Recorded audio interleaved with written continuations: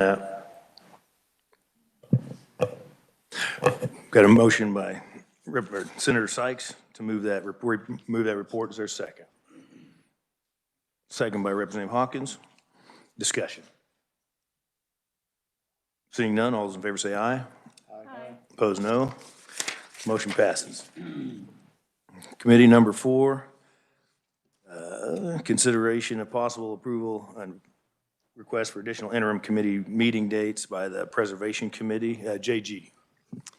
Thank you, Mr. Chairman. Jeannie Shin, on behalf of the Capital Preservation Committee, is requesting authorization for the committee to meet one day during session and to create 2 subcommittees. One would be to outline a process to develop a sculpture to commemorate the passage of the 19th Amendment, women's vote, and the other subcommittee is to develop a plan to bring closure to the Capitol grounds at Astra Plaza. Committee questions for JG? And I just realized I have a few members online, so if you guys are going to need to, I don't have any way to see if you're raising a hand or shaking your head, so just speak up and I ask for questions if you're online and have a question. Are there any questions on this for JG?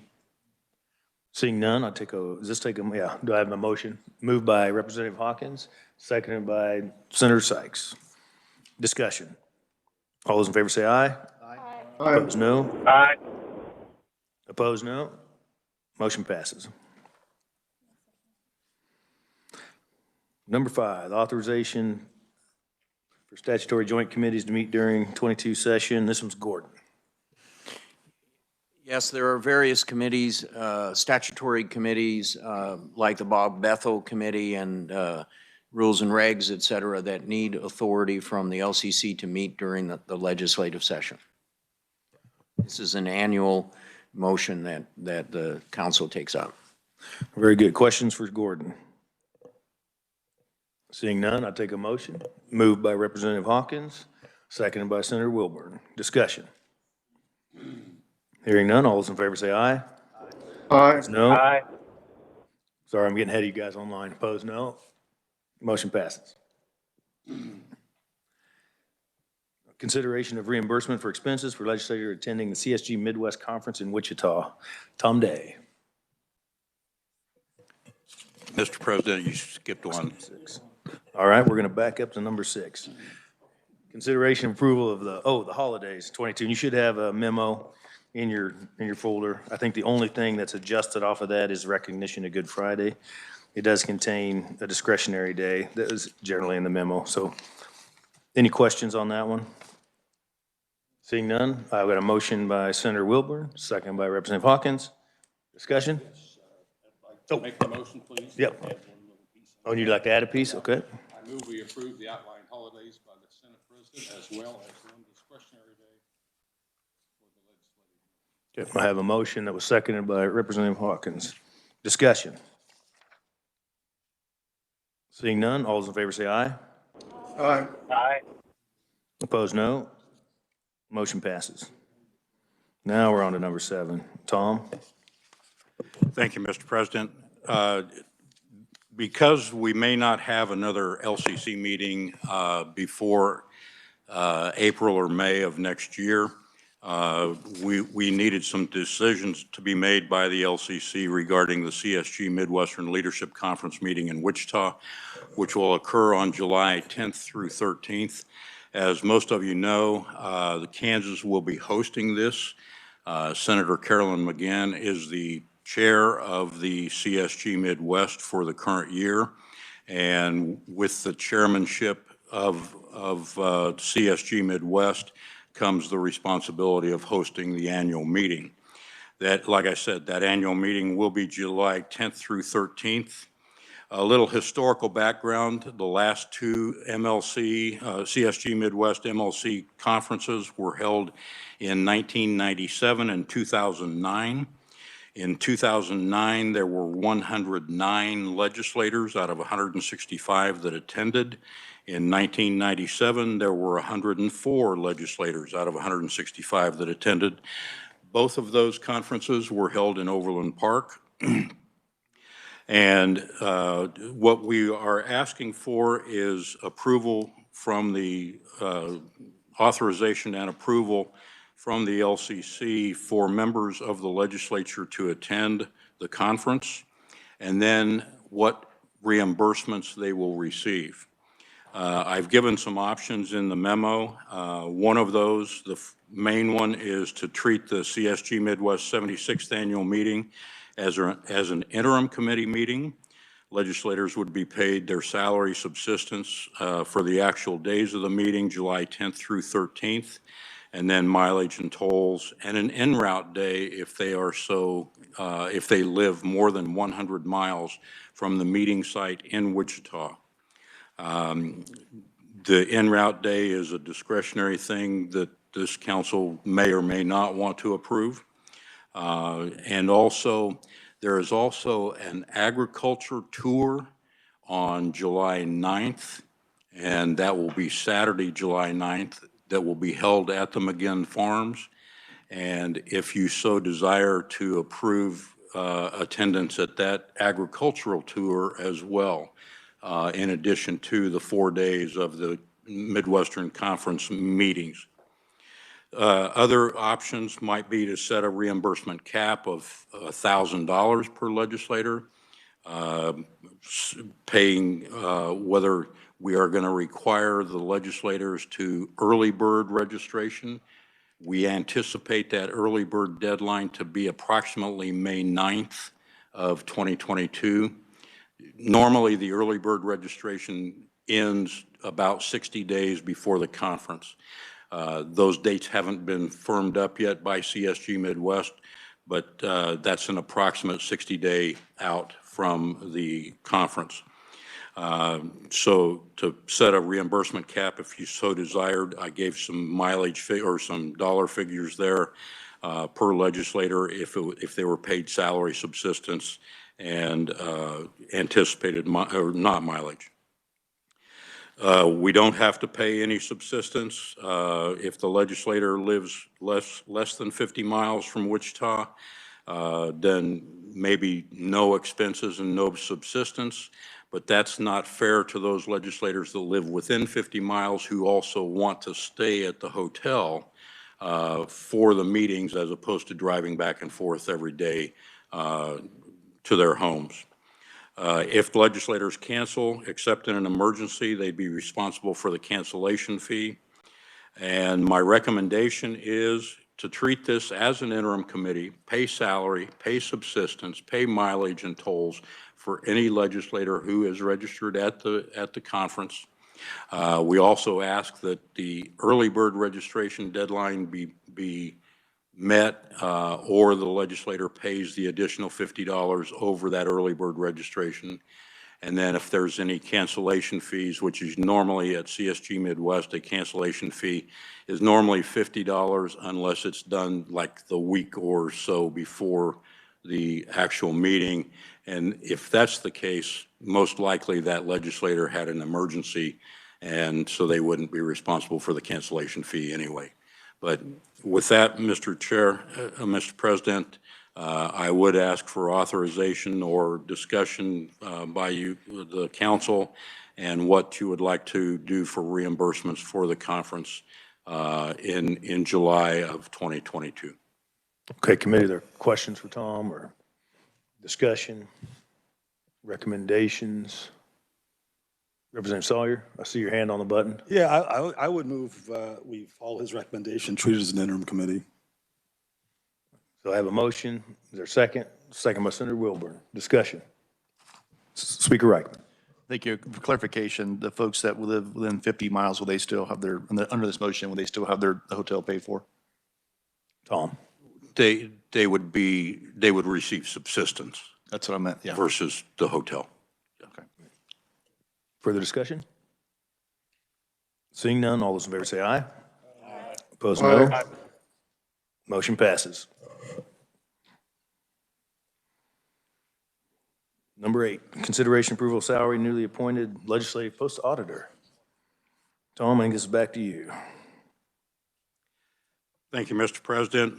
Yesterday, the Legislative Post Audit Committee made a approval, and hiring of Ms. Chris Clark as the new legislative post auditor.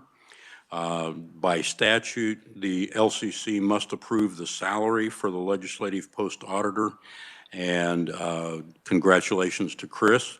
But the recommendation from the post audit committee was to approve the recommendation to the LCC is to approve the same salary as Mr. Justin Stowe was making, and to approve that amount. And if you would like that amount, I could give it to you, or just it's the same amount as Mr. Stowe was making. Understood. And for discussion, I want to say thank you to Justin for your service, and I've always appreciated your abilities. So, committee, their discussion, recommendations. Representative Hawkins. I have one question. Are we going to lose anybody else to Washington? I hope not. Further discussion, recommendations.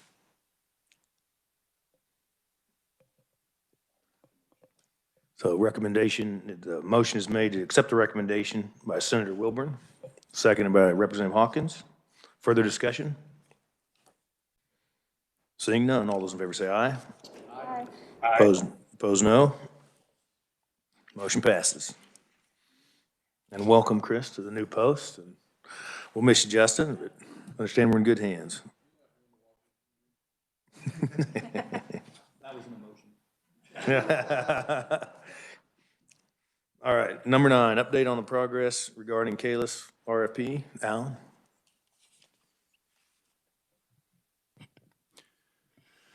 Thank you, Mr. Chairman and members of the council. In your packet, you should have a one-page report from me on the status update, so a brief update on the RFP progress.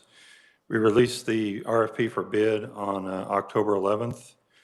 We received questions from the vendors on the RFP. We posted answers to those questions on November 10th. There were 78 total questions.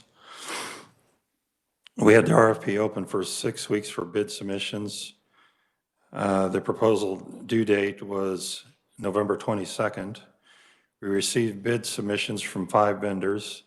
Those bids are currently being evaluated by the Procurement Negotiation Committee and the Technical Evaluation Team, which consists of staff from the Revisor's Office, the Research Department, Legislative Administrative Services, the Chief Clerk of the House, Secretary of the Senate, and our Information Services Office. We've got the vendors scheduled to provide system demonstrations next week to the Procurement Negotiation Committee and designated legislative staff. And the goal of the Procurement Negotiation Committee is to have a recommendation to the LCC before the 2022 legislative session. And also on the report here, I've wanted to list the committee members on this, just to remind the council: Gordon Self, Revisor of Statutes; J.G. Scott, Director of Research; Susan Knar, Chief Clerk of the House; Corey Carnahan, Secretary of the Senate; Tom Day, Director of Administrative Services, and myself. And I can stand for questions. Committee, there are questions for Alan? Seeing none, thank you for the update. Nope. Anybody online? No questions. All right, thank you. Thank you. Thank you, Alan. Blaine. Is Blaine on? You said no questions. Oh, no questions, okay. All right, we'll move to 10, consideration of approval of maintenance contract with Propylon. Back to Tom. Thank you, Mr. President. The contract for the support contract only with Propylon expires on December 31st, 2021. Excuse my memo, it says 2020, but on 2021. This is for a monthly support maintenance. The total for January 1, 2022 through June 30, 2022 is an amount not to exceed $90,000, which is the current amount that we've been running with for the past few years, $15,000 a month. My recommendation is that the Legislative Coordinating Council approve authority for the LCC chair to sign the new 6-month support contract with Propylon to span that time, January 1 through June 30 of 2022, in the amount of $90,000. Committee questions for Tom? Discussion? Recommendations? A recommendation on the contract. We'll move to accept the recommendation by Senator Wilburn, second by Representative Hawkins. Further discussion? Seeing none, all those in favor say aye. Aye. Opposed, no. Motion passes. Item 11, direction staff on moving legislative branch employees to an electronic timesheet services. We have Senator Sykes. Me? Yes, it's you. I thought we were getting an update. I would like to make a motion to direct Tom Day to look at this and make a change in a timely manner. Paper timesheets, I think, and it's a cost savings.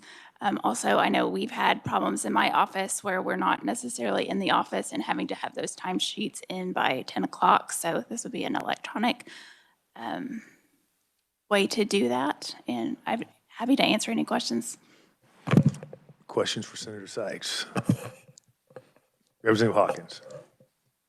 Actually, it's probably not a question for the good senator, but more maybe I'll pile on to this thing. Why could we also not look at our vouchers being online instead of having to have?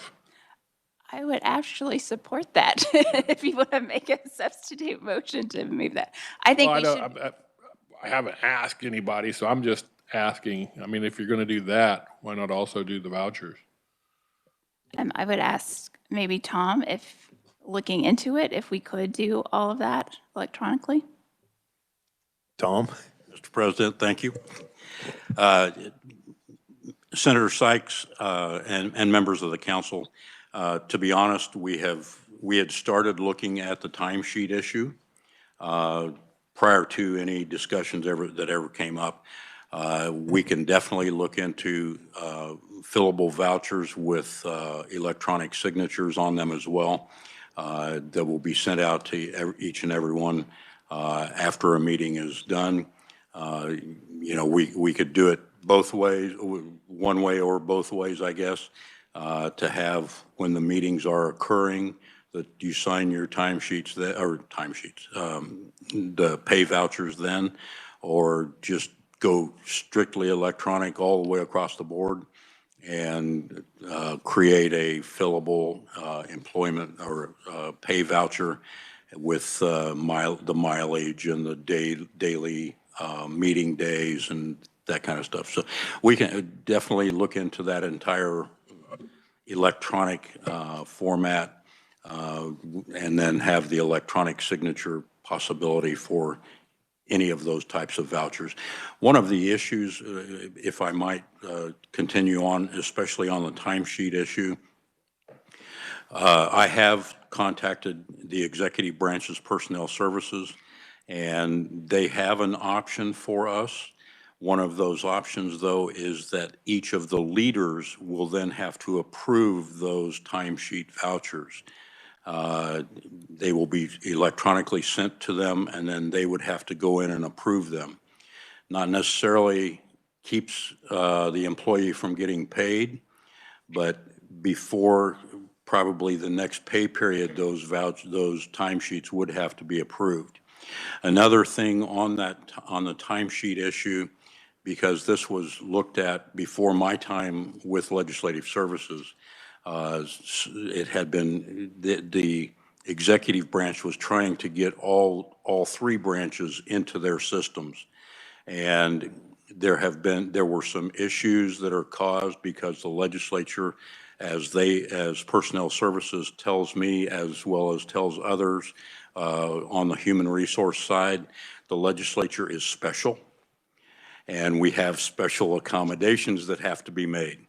And so what I would also ask, in addition to, or to add to that motion that Senator Sykes made, is that I be allowed to work with all the legislative agencies, because they all do their own personnel side of this. and allow them to be involved in this whole process as well before we bring back a consideration back to the LCC for consideration and approval. I think that's fair, and given the discussion, because the motion is obviously just giving direction. So I think it's probably a broader motion, including that of Representative Hawkins, of moving to the electronic confirmation sheets, whether that be time or voucher. And so maybe what it is the direction is to move, for you to move in that direction, probably bring us back then a kind of an update status of how you're doing at the next LCC meeting. Is that Representative Hawkins? So also, what about during session? Could we make it to where all of the House and the Senate, that we do a voucher, what is it, once a month? Once a month for mailing. Is that something that we could also do electronically?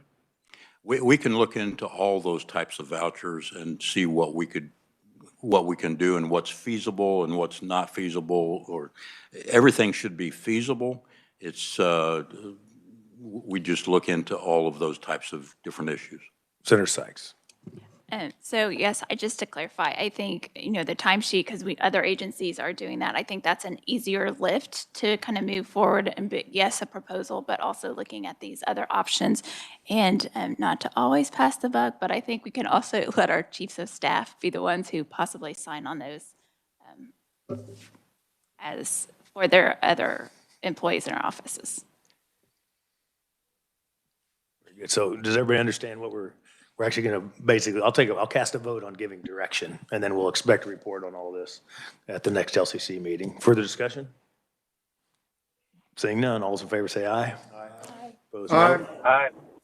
Opposed, no. Motion passes. I only had one more quick question for you, Tom, on the record before the room shifts that happened, the meditation room, do you have a timeline on that? I've had inquiries from people. Mr. President, I don't know the timeline out of the governor's office. I can check with them as far as the move for the recovery office up here to the 5th floor, and then the shift out of the ground floor level meditation room back up to the 2nd floor. I have not heard where they're at. I do know that we have cleared out the area for the recovery office to move up to that. I just don't know where they're at on the other side of it. If they're needing to close out 2021 with the federal government first before they move them up, I don't know, but I will do some checking on that. If you would, my own concern is making sure that full shift has happened before session begins. So with nothing further on the agenda, no business before us, we are adjourned.